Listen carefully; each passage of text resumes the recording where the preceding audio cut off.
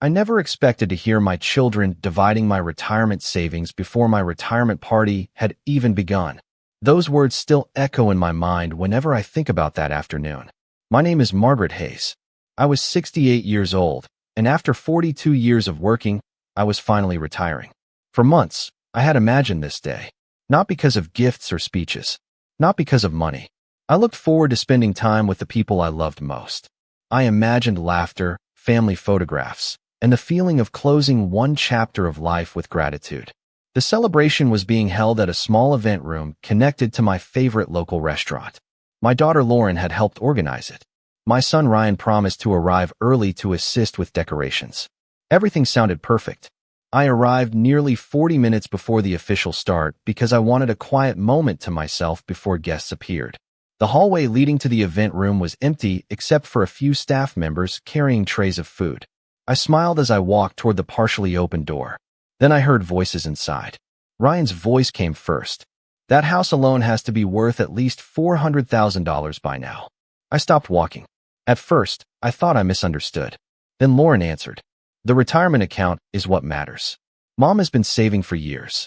My hand tightened around my purse. The door remained slightly open. Neither of them knew I was standing outside. I am just saying things should be divided fairly, Ryan said. Fairly, Lauren replied. You live 15 minutes away and barely visit her. Do not talk to me about fair. A nervous laugh followed. Then another comment. Then another. The discussion continued as if I were not a living person, but a financial statement. They talked about savings, investments, property values, future plans. Not once did either of them mention my happiness. Not once did they ask what retirement meant to me. They spoke as though the most important thing about this milestone was what might eventually belong to them. I remained frozen in the hallway. My heart did not break all at once. It happened slowly, one sentence at a time. I thought about the years I spent working overtime to help pay for braces, college tuition, and first apartments. I remembered missed vacations and second jobs during difficult years. I remembered telling myself every sacrifice was worth it because family came first. Yet standing there outside that room, I felt strangely invisible. Eventually, the conversation shifted when someone else entered the room. Chairs moved. Decorations rustled. The discussion ended. I stepped back before either of them could see me. A few moments later, I entered through the main doorway wearing the same smile I had practiced in the car. Ryan hugged me. Lauren kissed my cheek. Neither of them realized what I had heard. Neither of them noticed the change in my eyes. Across the room, my elderly mother Dorothy was already seated near the window. 87 years old, and still able to read people better than anyone I knew. The moment our eyes met, she looked at me carefully. Just once. Then she frowned slightly. Somehow, without hearing a single word, she already knew something was wrong.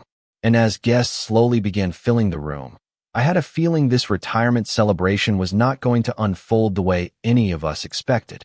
The room gradually filled with familiar faces, cheerful greetings, and the warm noise of people celebrating. Former coworkers arrived carrying cards and small gifts. Neighbors stopped by to offer congratulations. Friends I had known for decades shared stories about projects we had worked on together. To everyone else, it looked like a perfect afternoon. I smiled for photographs. I thanked people for coming. I accepted hugs and kind words. Yet the conversation I had overheard continued playing in the back of my mind. Every time I looked at Ryan or Lauren, I heard those comments again. The house, the retirement account, the investments. Not once had either of them talked about what retirement meant for me. They had talked about what it might mean for them. After nearly an hour, everyone settled into their seats. Lunch was served. Plates of roasted chicken, vegetables, mashed potatoes, and fresh bread covered the tables. Laughter returned. Conversations flowed naturally. For a brief moment, I wondered if perhaps I had overreacted. Maybe I had only heard part of a discussion. Maybe there was some explanation I did not know. Then Ryan stood to make a toast. Mom has always been responsible, he said. She planned for the future better than anyone I know. Several guests nodded in agreement. She always knew how to make smart financial decisions. More smiles followed. More applause. The words sounded complimentary, but something about them felt different now. Before overhearing that conversation, I would have heard admiration. Now I heard calculation.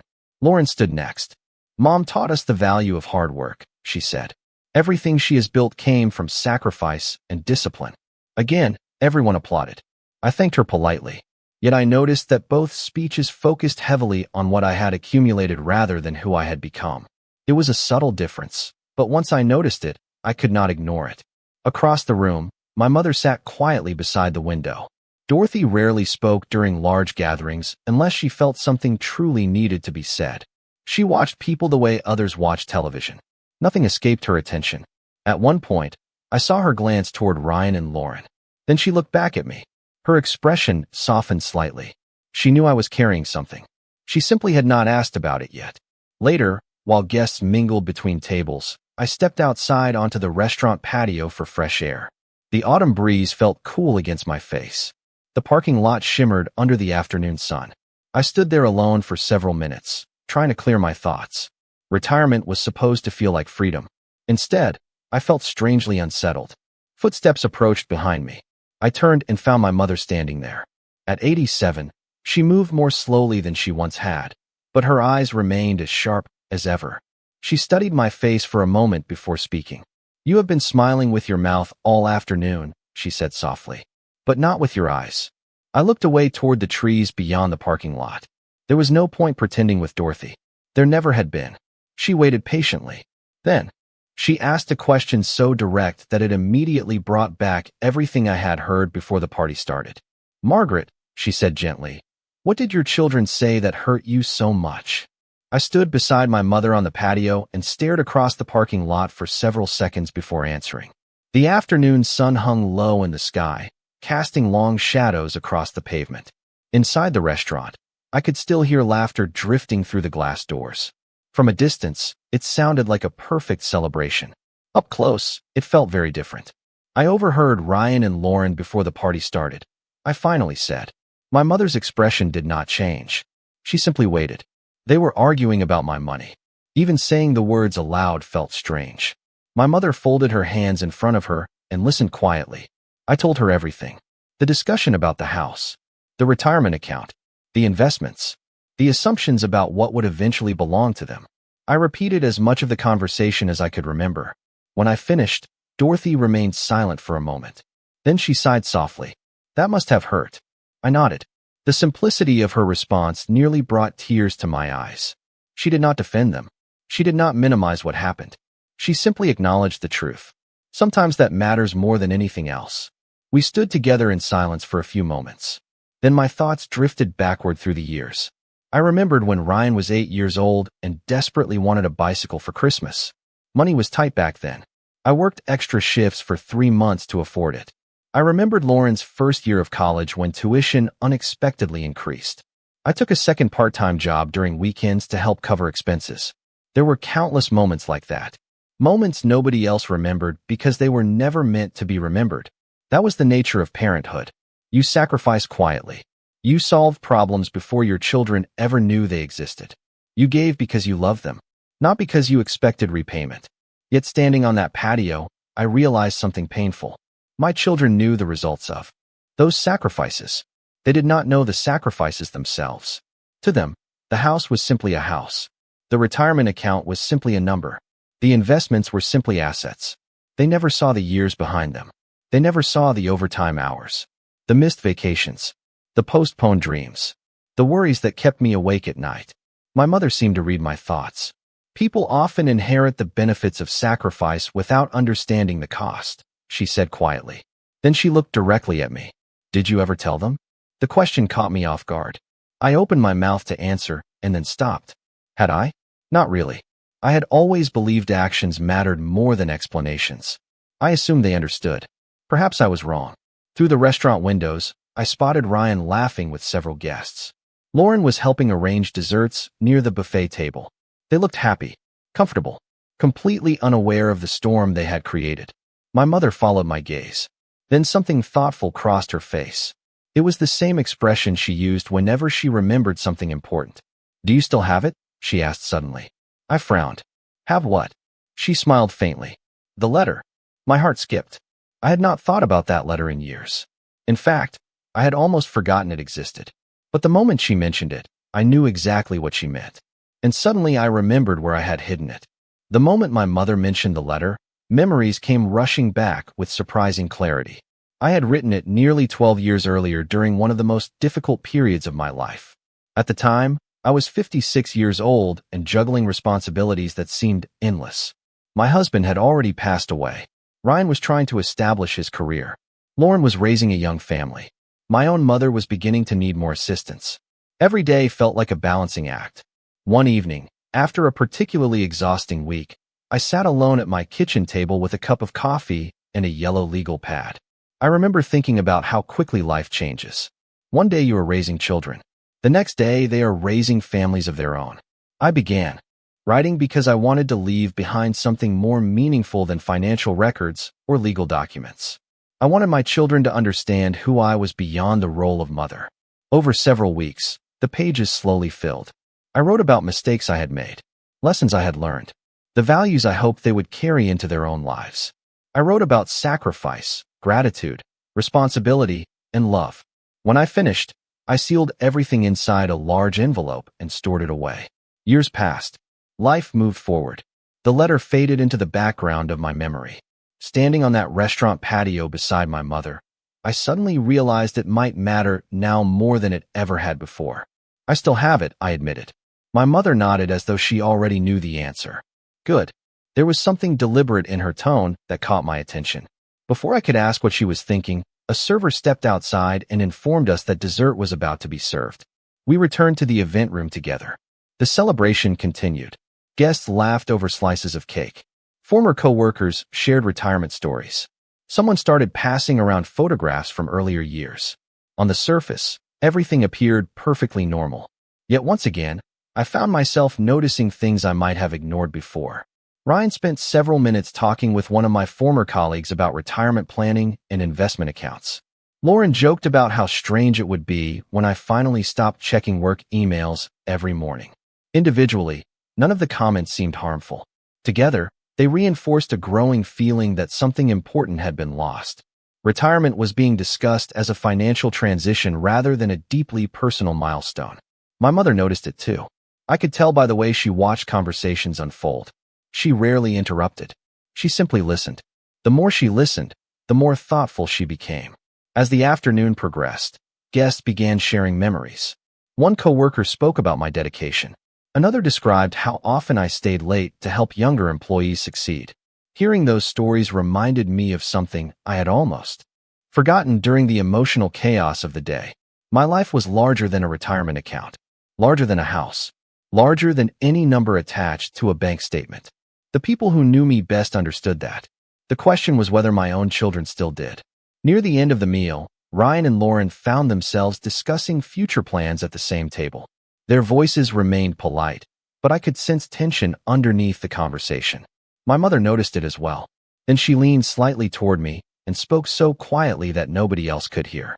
"Margaret," she said, "I think it is time that letter finally did what you wrote it to do." My mother's words stayed with me for the rest of the afternoon. "I think it is time that letter finally did what you wrote it to do." The sentence sounded simple, but it carried a weight that was impossible to ignore. I knew exactly what she meant. That letter had never been intended as a legal document. It was never about dividing possessions or explaining financial decisions. It was about leaving behind something far more important. As guests continued enjoying dessert, I found myself studying the people around me. Former coworkers shared stories from decades of work. Friends laughed over old memories. Neighbors talked about retirement hobbies and travel plans. Everyone seemed focused on experiences, relationships, and the next chapter of life. Yet every time I looked toward Ryan and Lauren, I sensed a different conversation unfolding beneath the surface. Neither of them was being openly disrespectful. In fact, anyone observing from across the room would probably describe them as loving and attentive children. That was what made the situation so difficult. The problem was not obvious. It lived in assumptions. It lived in priorities. It lived in the quiet way they viewed my future through the lens of what might eventually become theirs. My mother noticed everything. She always had. At one point, Ryan sat beside me and asked how much longer I planned to stay in my house. The question sounded harmless enough. He even smiled while asking it. Before overhearing that conversation earlier, I would have answered without thinking. Now the question landed differently. I simply told him I had not made any decisions yet. A few minutes later, Lauren mentioned how expensive property taxes were becoming in my neighborhood. Again, it sounded like casual conversation. Yet I could not stop hearing the context hidden behind the words. My mother sat quietly at the end of the table, watching both exchanges. She never interrupted. She never commented. She simply observed. Later, as guests began moving around the room again, Dorothy asked if she could speak with me privately for a moment. We walked toward a quieter corner near the windows overlooking the street. The late afternoon sunlight had begun fading into the soft colors of evening. Cars passed occasionally outside. Inside, the celebration continued. My mother looked at me carefully. "They are not bad people," she said gently. I nodded. I know. And I did know. Ryan and Lauren were not cruel. They were not malicious. They were simply seeing me through the wrong lens. Somewhere along the way, they had stopped seeing the years behind everything I owned. My mother placed her hand over mine.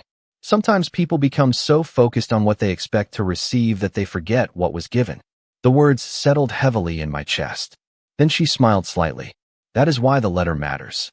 I looked down at my hands. The envelope was not with me. It was safely stored at home inside an old wooden box in my bedroom closet. Yet suddenly it felt closer than ever. My mother was right. The letter contained everything I had never fully said aloud. Every lesson, every sacrifice, every hope I carried for my children. Across the room, Ryan and Lauren were now talking together again. Their expressions appeared friendly, but I noticed brief flashes of tension beneath the surface. My mother noticed it too. She followed my gaze and sighed softly. Then she stood from her chair and straightened her sweater. There was a calm determination in her eyes that immediately caught my attention. "Margaret," she said, "before this evening ends, I think your children need to hear something they have forgotten." My mother's comment stayed with me as the afternoon slowly moved toward evening. "Before this evening ends, I think your children need to hear something they have forgotten." The more I thought about it, the more I realized she was right. For years, I had assumed my children understood my life because they had lived through parts of it. But living near a story is not the same as knowing it. Ryan and Lauren remembered birthday parties, holiday dinners, and family vacations. They remembered arriving at college with tuition paid. They remembered moving into their first apartments with furniture I helped purchase. What they did not remember were the countless decisions that made those moments possible. They never saw the bills I paid after everyone else had gone to sleep. They never saw me sitting alone at the kitchen table, trying to stretch a budget one more month. They never saw the opportunities one declined because their needs came first. Those memories belonged only to me. As guests continued talking around the room, I found myself looking at Ryan and Lauren differently. Not with anger, not even with disappointment. What I felt was sadness. Somewhere along the way, they had begun measuring security by numbers instead of understanding where those numbers came from. A retirement account was not simply money. It was 42 years of early mornings. The house was not simply property. It was decades of mortgage payments, repairs, and sacrifices. Every dollar represented time. Every asset represented effort. My mother understood that because she had lived the same kind of life. Shortly afterward, several guests gathered near the front of the room to share retirement wishes. One by one, friends and coworkers spoke about perseverance, kindness, and dedication. Their words were thoughtful and sincere. I listened carefully. What struck me most was how often they described character rather than achievement. Nobody mentioned account balances. Nobody discussed investments. They talked about reliability, integrity, generosity, the things that truly remain when careers come to an end. When the speeches concluded, people applauded warmly. Ryan stood and hugged me. Lauren followed a moment later. For an instant, everything felt normal again. Then I overheard part of another conversation. Ryan was discussing housing prices with a distant cousin. Lauren joined in. Within moments, the topic drifted back toward future financial planning. The words themselves were harmless, but combined with everything I had already heard that day, they reinforced a growing realization. My children were focused on what came next for them. Very little attention was being paid to what this milestone meant for me. Across the room, my mother caught my eye. She did not need to say anything. Her expression alone told me she had reached the same conclusion. A few minutes later, she slowly rose from her chair and walked toward me. Despite being 87 years old, she carried herself with quiet confidence. She leaned close enough that only I could hear her. "Do you remember where the letter is?" she asked. I nodded. "At home." In the cedar chest in my bedroom closet. My mother smiled faintly. Then she said something that immediately made my heart beat faster. Good. Because before this family leaves tonight, I believe they need to hear every word of it. My mother's words lingered in my mind long after she walked back toward her table. Before this family leaves tonight, I believe they need to hear every word of it. I watched her settle into her chair and greet a few guests with her usual warmth, but I knew that behind her calm smile, she had already made a decision. The question was whether I was ready to do the same. For years, that letter had remained hidden because I never believed anyone needed to read it. I had written it for a future that seemed far away. Now that future had arrived. Around me, the celebration continued. Coffee was served. More photographs were taken. People exchanged stories about retirement adventures and travel plans. Yet beneath the cheerful atmosphere, I sensed something changing. Ryan and Lauren had begun talking more openly with each other. At first, their conversation appeared harmless. Then I noticed the tension. Small disagreements surfaced. One would make a comment and the other would immediately challenge it. Neither raised a voice, but the strain was becoming increasingly obvious. Several relatives noticed it too. My cousin Patricia glanced toward them and then quickly looked away. A family friend changed the subject twice in an effort to smooth things over. Nothing dramatic happened, yet everyone could feel the discomfort building. I sat quietly and listened. The conversation eventually drifted toward future responsibilities. Ryan mentioned maintenance costs for older homes. Lauren responded by talking about long-term financial planning. Once again, their words were reasonable on the surface. But after what I had overheard earlier, I could hear the deeper meaning behind every sentence. They were discussing possibilities that depended on decisions I had not even made. The realization saddened me more than it angered me. My retirement day was supposed to be about reflection and gratitude. Instead, I found myself watching my children debate futures that revolved around assets rather than relationships. Across the room, my mother continued observing everything. Then something unexpected happened. One of my former coworkers stood and asked if anyone wanted to share a favorite memory about me before the evening ended. The request seemed innocent enough. Several people immediately volunteered. One person talked about how I stayed late to help train new employees. Another remembered a difficult project where I refused to let anyone carry the burden alone. A third described my willingness to help whenever someone faced personal challenges. Story after story followed. None of them focused on money. None of them focused on property or investments. They focused on kindness, perseverance, and generosity. I noticed Ryan looking down at the table during one story. Lauren became unusually quiet during another. Perhaps for the first time that day, they were hearing how other people saw me. Not as a retirement account, not as a future inheritance, but as a person. When the final story ended, the room filled with warm applause. I smiled and thanked everyone. Then my mother slowly rose from her chair. The movement immediately caught my attention. Dorothy was not someone who spoke often at large gatherings. When she stood, people listened. The room gradually became quiet. She looked first at me, then at Ryan and Lauren, and finally at the rest of the guests. There was a calm certainty in her eyes that I recognized instantly. And in that moment, I realized she was about to say something that would change the entire evening. The room became completely silent as my mother stood beside her chair. Even the servers moving through the restaurant seemed to pause for a moment. Dorothy smiled politely at the guests before speaking. "I am not going to keep everyone long," she said, "but I would like to share something about my daughter." Her voice was calm and steady, the kind of voice people naturally listen to. She looked toward me first. Then she turned to the rest of the room. "Most of you know Margaret as a dedicated professional. Many of you know her as a friend. Ryan and Lauren know her as their mother. I have had the privilege of knowing her for 68 years. A few guests smiled. My mother continued. "I have watched her work through difficult seasons that many people never saw. I watched her raise 2 children while carrying responsibilities that would have overwhelmed most people. I watched her choose her family over herself more times than I can count." The room remained quiet. Nobody looked at their phones. Nobody interrupted. Dorothy had everyone's attention. What I admire most about Margaret is that she never kept score. She never reminded people what she sacrificed. She simply did what needed to be done. I felt my throat tighten. Across the room, Ryan and Lauren listened carefully. The defensive expressions they had worn earlier were gone. My mother slowly reached into her handbag and removed a folded piece of paper. My heart immediately recognized it. I had given her a copy of the letter years ago in case anything ever happened to me. I had forgotten she still carried it. Several guests exchanged curious glances. Dorothy carefully unfolded the pages. Many years ago, Margaret wrote a letter for her children, she said.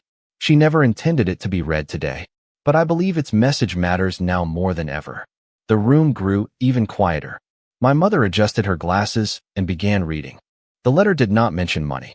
It did not mention property. It did not mention inheritance. Instead, it spoke about gratitude. It spoke about character. It spoke about the importance of treating people as blessings rather than opportunities. One passage described how every paycheck represented time that could never be recovered. Another explained that the greatest gift a parent leaves behind is not wealth, but values. As Dorothy continued reading, I noticed subtle changes around the room. Guests lowered their eyes thoughtfully. Several people nodded. Ryan stared at the table. Lauren blinked repeatedly, as though processing each sentence more carefully than the last. My mother's voice never wavered. She simply read the words exactly as they had been written years earlier. Then she reached the final page. The last section contained a sentence I had almost forgotten. If one day you find yourselves discussing what I leave behind, I hope you remember that everything I ever gave you was purchased with pieces of my life that I gladly spent because I loved you. When Dorothy finished reading, she lowered the pages and folded them carefully. Nobody spoke. The silence that followed felt different from any silence earlier that day. It was no longer filled with assumptions. It was filled with reflection. Then Ryan slowly lifted his head. Lauren looked toward me, and for the first time since this celebration began, neither of them seemed focused on money at all. For several long seconds after my mother finished reading, nobody moved. The room remained completely still, as if everyone needed time to absorb what they had just heard. I sat quietly, watching the faces around me. Some guests looked thoughtful. Others looked emotional. A few stared down at their hands. The atmosphere felt entirely different from the one that had existed only an hour earlier. Then Ryan slowly stood from his chair. He did not look angry. He did not look defensive. He looked humbled. "Mom," he said softly, turning toward me, "I do not think I have ever really considered what all of that cost you." His voice carried none of the confidence he had displayed earlier in the day. It sounded honest. Lauren's eyes filled with tears as she looked across the table. "Neither have I," she admitted. "I always knew you worked hard. I just never stopped to think about everything behind it." My mother remained silent. She did not need to say anything else. The letter had already done what she hoped it would do. It reminded everyone that a life cannot be measured by financial statements alone. Ryan walked over and pulled out the chair beside me. For a moment, he simply sat there. Then he smiled sadly. "I am sorry, Mom." The words were simple, but they carried real weight. Lauren joined us a moment later. She reached for my hand. "I am sorry too." Looking at them, I realized something important. They had not become bad people. They had become distracted. Somewhere between careers, bills, children, and responsibilities, they had lost sight of what mattered. The letter had not changed who they were. It had reminded them who they wanted to be. Around the room, conversations slowly resumed. Guests began speaking again, but now the tone felt warmer, more personal. Several people came over to tell me how much the letter had touched them. Others shared stories about their own parents and grandparents. What had started as a retirement celebration had unexpectedly become something deeper. It became a reminder that every family carries unseen sacrifices. As the evening came to an end, guests gradually gathered their coats and prepared to leave. Hugs were exchanged. Photographs were taken.